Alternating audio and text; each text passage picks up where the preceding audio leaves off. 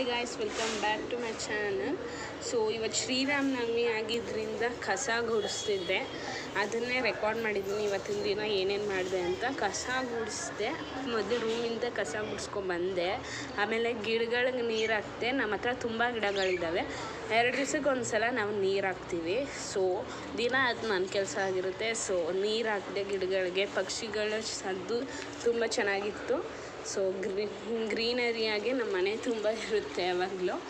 ಆಮೇಲೆ ನೆಲ ಒರೆಸ್ದೆ. ನೆಲ ಒರೆಸೋದು ನನ್ನ ಕೆಲಸನೇ. ಯಾವಾಗಾದರೂ ಹಬ್ಬದ ಟೈಮಲ್ಲಿ ಅಮಾವಾಸ್ಯೆ ಪೂರ್ಣಿಮೆ ಥರ ಒರೆಸ್ತೀನಿ ಒಂದೊಂದು ಸಲ ನಾನು. ನಮ್ಮ ಮನೆಯಲ್ಲಿ ನಮ್ಮ ಅಮ್ಮನೇ ಈ ಕೆಲಸ ಎಲ್ಲ ಮಾಡೋದು.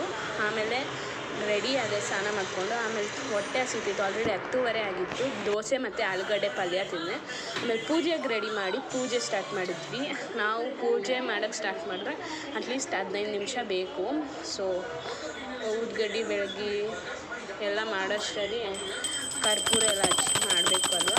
ಸೊ ದೇವ್ರನ್ನ ನೀಟಾಗಿ ರೆಡಿ ಮಾಡಿರ್ತಾರೆ ನಮ್ಮಮ್ಮ. ಹಾಗೆ ಮನೆ ಹಿಂದ್ಗಡೆ ದೇವಸ್ಥಾನ ಇದೆ ನಮ್ಮದು, ಆಂಜನೇಯನ ದೇವಸ್ಥಾನ. ಸೊ ಆ ದೇವಸ್ಥಾನಕ್ಕೆ ಹೋಗಿ ಪೂಜೆ ಮಾಡಿಸ್ಕೊಂಬರೋಣ ಅಂತ ನಮ್ಮ ಮನೆಯವರೆಲ್ಲ ಹೊರಟ್ವಿ. ಸೊ ದೇವ್ರ ಪೂಜೆ ತುಂಬ ಚೆನ್ನಾಗಾಯಿತು. ಅದನ್ನೇ ದೇವಸ್ಥಾನನ ರೆಕಾರ್ಡ್ ಮಾಡಿದ್ದೀನಿ. ಸೊ ದೇವಸ್ಥಾನ ತುಂಬ ದೊಡ್ಡದಾಗಿದೆ. ಇದು ಗಣೇಶ.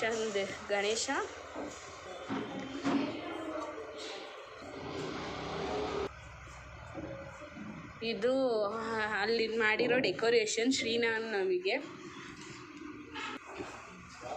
ಇದು ಕಲ್ಕೊಂಡ ದೇವರು. ಸೊ ಅಲ್ಲಿ ಹಿಂದ್ಗಡೆನೇ ಇರುತ್ತೆ. ಸೊ ಅಷ್ಟೇ. Bye. Thanks for watching. Please subscribe my channel.